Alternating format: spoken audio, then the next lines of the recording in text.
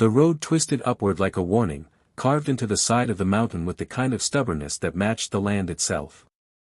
Every turn felt like peeling away another layer of the world below, another reminder of everything the narrator had tried to forget. 2 years had passed since he last saw the cabin. 2 long years of city noise, polished concrete, and desperate attempts to convince himself that he had moved on. But the mountains didn't forget, and neither did he. The air sharpened as the truck climbed higher, carrying the faint scent of pine needles crushed under wheels and a cold bite of early morning frost. Across the sky, the peaks rose like jagged crowns, their edges glowing under the first touch of sunlight. They towered over everything, ancient, unbothered, and quietly judgmental. The closer he got, the more he felt the divide between who he was and who he had become. Down in Denver he was a polished consultant, an expert in helping other people solve their problems. Up here, he was just a man with history, a man who once believed he could build a life that mattered. The cabin sat near the ridge, tucked between 2 boulders like a secret the mountain kept for him. It was the only thing his father ever left behind, besides an old compass, a knife, and a handful of warnings about people who pretended to own things that never belonged to them. The old timber walls were darkened by storms, but the structure stood firm, exactly as stubborn as the man who built it. It should have felt comforting. It should have felt like coming home. Instead, it felt unfamiliar, wrong in subtle ways he couldn't name yet. The first clue appeared before he even reached the porch. A small, metallic post stuck out of the ground near the firewood stack. At first, he thought it might be a marker from the forestry department, something about erosion control or wildlife tracking. But as he got closer, the truth revealed itself in the most unwelcome way, a small camera, disguised as a rock, blinking faintly in the shade. Its lens pointed straight at the cabin door. The HOA had been busy. He had heard rumors in town before moving away. A powerful HOA had swallowed the region, one neighborhood at a time, devouring land in the name of preservation, safety standards, or whatever buzzword they were using that month. But he never imagined his father's cabin would be next. The place sat outside the traditional neighborhood lines. It was remote, self-sufficient, and deliberately disconnected. The old man always claimed that the mountains adhered to a different kind of authority, one that didn't care about property lines or board meetings. But the camera proved the HOA cared enough to come this far. Inside the cabin, dust danced through the sunlight leaking between the boards.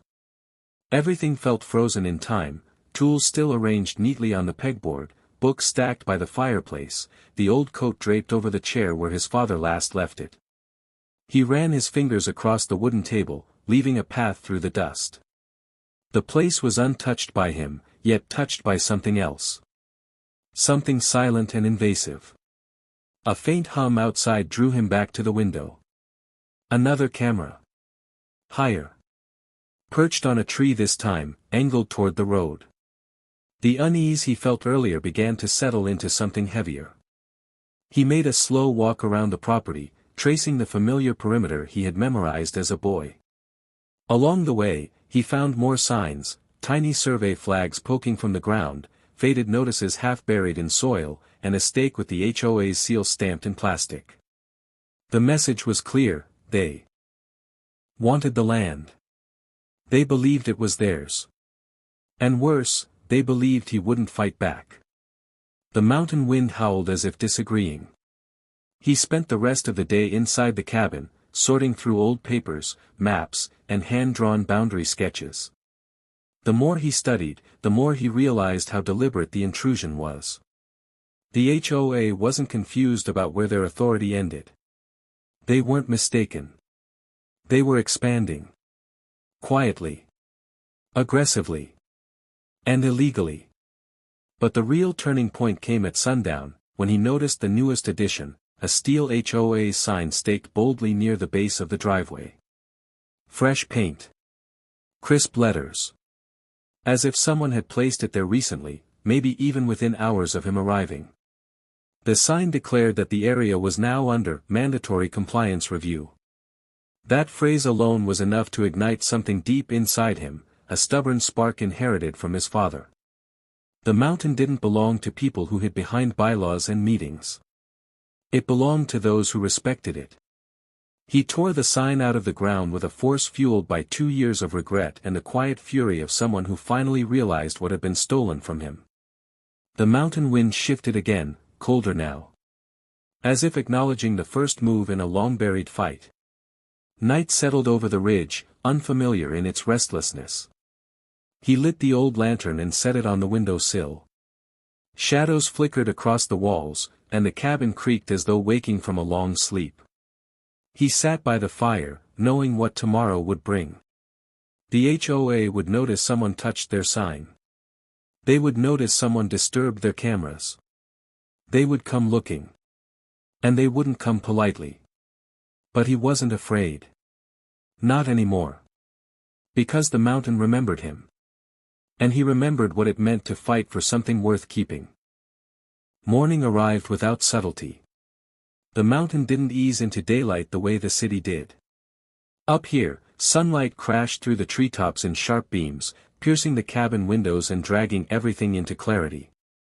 There was no soft transition, no gentle hum of traffic to warm the world awake. Just light, cold air, and the stark reminder that the fight had officially begun. The first sign of trouble came before he even finished boiling water on the old propane stove. A hum, low, mechanical, and unmistakably modern, echoed through the trees. It cut through the natural sounds of the mountain like a thorn. He stepped outside, mug in hand, and scanned the sky. At first, he saw nothing but the distant outlines of pine branches swaying with the wind. Then it appeared, a drone, hovering with the confidence of something that believed it belonged here. The HOA had sent it early. Maybe they sent it every morning. Maybe they had been surveying the mountain long before he arrived. Its camera lens glinted in the rising sunlight as it drifted closer to the cabin, circling with slow, predatory sweeps. It didn't rush. It didn't hide. It watched. The mountain seemed to stiffen around him, as if offended by the intrusion. He ignored the drone at first. Let it record. Let the HOA see him walk the property line with deliberate steps.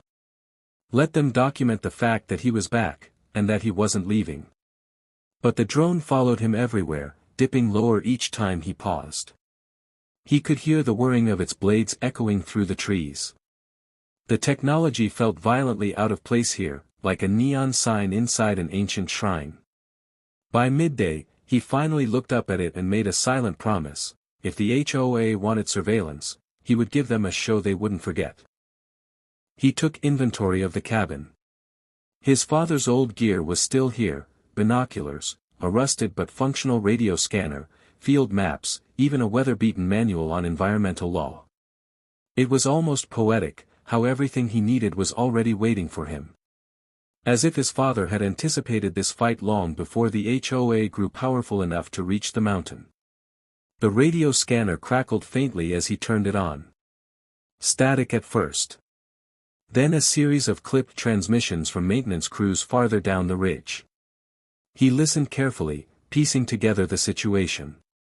The HOA wasn't just encroaching, they were extending jurisdiction beyond their established boundaries, citing new, emergency regulations, and protection zones.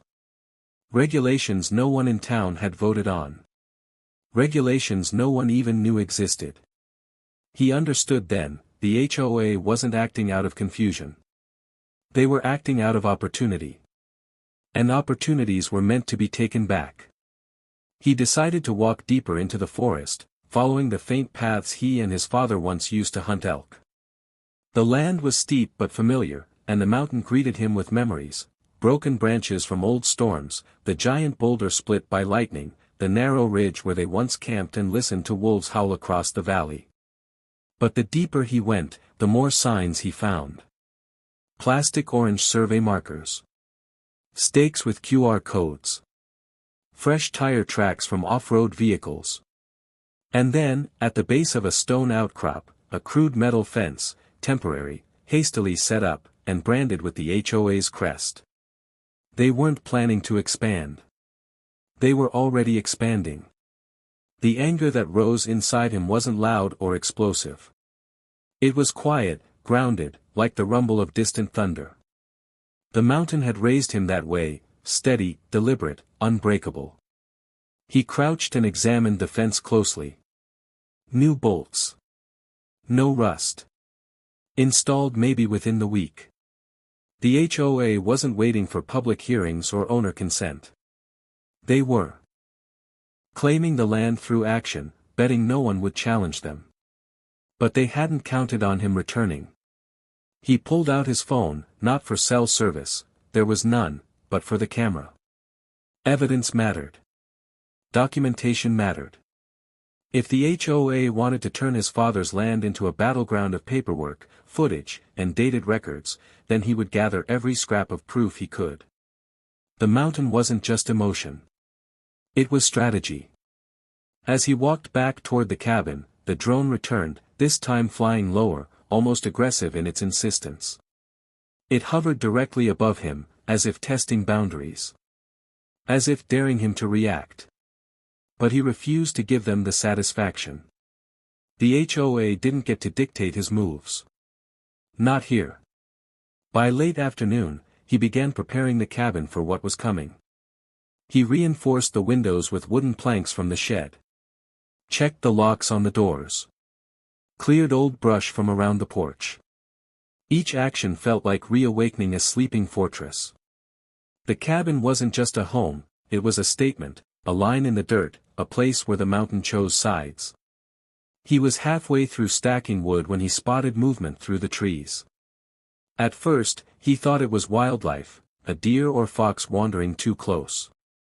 Then he saw it, a black SUV creeping up the gravel road, its tinted windows reflecting the dying sunlight. It stopped 10 yards from the cabin. No engine noise. No people stepping out. Just a silent, unnatural presence. The mountain went still again. He didn't approach. He didn't wave. He waited. Watched. Measured the moment. 5 long minutes passed before the SUV finally reversed, turning without haste, rolling back down the road as if it had come only to confirm one thing, he was here. And they were watching. Night fell quickly, swallowing the ridge in darkness. The drone disappeared, replaced by the eerie quiet of the mountain. But even that quiet didn't feel like peace tonight. It felt like the mountain was bracing. Preparing, listening. He sat beside the fireplace, flames carving warm shapes across the walls. The cabin crackled with life, its old bones stretching, adjusting, remembering what it meant to stand in defiance. The HOA thought they were dealing with a property dispute. They thought they could push, intimidate, and absorb. They didn't understand this place. They didn't understand the people who belonged to it. The mountain had waited 2 years for him to return. Now it was awake. And it wasn't fighting alone. Dawn rose colder than any morning before it, carrying a heaviness that clung to the air like fog. The mountain felt tense, almost charged, as though it sensed what was coming. The narrator woke before sunrise, not because of noise, but because the cabin itself seemed restless. The wooden beams creaked. The window panes trembled against the wind. The place felt alive, waiting. He stepped outside and saw the first sign, fresh tire marks, deeper and more numerous than the day before. The HOA wasn't sneaking around anymore. Whatever they planned to do, today was the day they intended to do it. He prepared quietly, efficiently. Not with weapons, he didn't need those, but with information. Every photo he had taken, every survey marker he recorded, every boundary violation documented, it all went into a single waterproof folder. A folder that would become the backbone of his counterattack. The HOA ran on paperwork. So he would bury them in it. By the time the sun finally edged above the trees, he heard engines echoing through the ridge. Not one. Several. They climbed the road in a slow procession, like a convoy preparing to declare ownership over land they didn't understand. The narrator stood on the porch and waited with the patience of someone who had already fought this battle in his mind. 3 SUVs emerged from the treeline. They parked in a neat, authoritarian line at the base of the driveway. The engines quieted, leaving only the soft hiss of cooling metal and the steady thrum of the mountain wind. Then they stepped out. HOA officials. The board president, 2 enforcement officers, a land surveyor, and a woman carrying a thick binder that looked heavier than her sense of authority. Their matching jackets made them look like a private militia rather than a neighborhood association. They examined the cabin with the same expression someone might give a condemned building, calculation mixed with condescension. They didn't speak. They didn't need to. Their presence was a declaration. The narrator didn't move. He simply watched them walk toward him with slow, measured steps, their eyes fixed on the cabin as if it were a nuisance they had come to remove. They looked at the cleared brush, the fresh repairs, the absence of their sign. They took in every detail, and with each one, their expressions hardened. The surveyor broke off first, moving through the trees with equipment that beeped and flashed in ways that felt offensive in the quiet forest. The enforcement officers inspected the driveway, touching the disturbed soil where the HOA sign had once stood. The board president stood closest to the porch, hands behind his back, gaze cold. It didn't matter what they intended to say. Their body language spoke clearly, they wanted the narrator off the mountain. Today. But he had come prepared. He stepped down from the porch, folder in hand, and walked to the boundary line where the gravel met the forest floor. The HOA president looked irritated by the lack of fear. Maybe he expected anger. Maybe he expected panic. Instead, he was met with calm resolve. The narrator opened the folder and held up the first document, a 30-year-old land deed, signed by the county, the Forestry Commission, and his father. The president read it. Then the next page, a topographical survey proving the cabin sat outside HOA jurisdiction by more than 2 miles. Then the next, photographs of illegal survey markers, unauthorized fences, drone footage timestamps, and the precise GPS coordinates of every intrusion. One by one, the narrator laid out the evidence, piece after piece, like setting traps the HOA had unknowingly triggered themselves. The mountain seemed to breathe with him, its wind sweeping across the clearing as if emphasizing each point. The binder woman hesitated first. Her fingers trembled slightly as she compared documents. The enforcement officers exchanged uncertain glances, the bravado slipping from their faces. Even the president's jaw tightened, a faint twitch revealing the first crack in his confidence. Then came the final blow, footage from the radio scanner, recordings of HOA contractors discussing the expansion, acknowledging the lack of permits, openly admitting they intended to push boundaries and deal with complaints later. The mountain didn't need to speak. The paperwork did it for him. The HOA squad's formation faltered. Their certainty crumbled. Their clean lines and silent intimidation suddenly looked flimsy, like a cardboard shield in a storm. The president tried to regain control, but the surveyor interrupted, not with defiance, but with reluctant honesty. He confirmed the narrator's coordinates. Confirmed the jurisdictional lines. Confirmed everything. The mountain had won before the confrontation even began. Still, the narrator wasn't finished. He handed the final envelope, addressed to the county, the state land office, and the HOA's legal oversight committee. A formal complaint, complete with evidence, dates, and violations. It was ready to send the moment the SUVs drove out of the signal dead zone. And if the HOA wanted to escalate, he would let the authorities decide which laws mattered more. The president's face shifted from irritation to something colder, resignation. There was no threat he could make, no fine he could issue, no form he could weaponize. The HOA's empire had expanded into land it couldn't claim. And now, caught in the light, it had nowhere to hide. He signaled to his team. Slowly, reluctantly, they retreated to their SUVs. No parting words. No warnings. Just silent defeat. The engine started, one by one, and the convoy rolled backward down the mountain road, shrinking into the tree line until it disappeared altogether. For the first time in days, the mountain relaxed. The narrator stood alone in the clearing, letting the wind wrap around him like an old friend. The drone was gone. The cameras were silent. The forest felt open again, breathing freely without the weight of artificial eyes. He walked back up the steps of the cabin, each board creaking softly under his boots. For the first time, the place didn't feel invaded. It felt reclaimed. The mountain had fought beside him, and together, they had won. He knelt by his father's old workbench, placing the folder inside a metal lockbox. Not out of fear, but out of respect. This fight was over, but the mountain would always need protecting. And he would always be ready. Outside, the sun broke fully over the ridge, lighting the cabin in gold. The battle was finished. The land was safe. And the mountain stood untouched, because it finally had someone who stood with it. The mountain didn't fight back alone. It fought back with the one person it had been waiting for.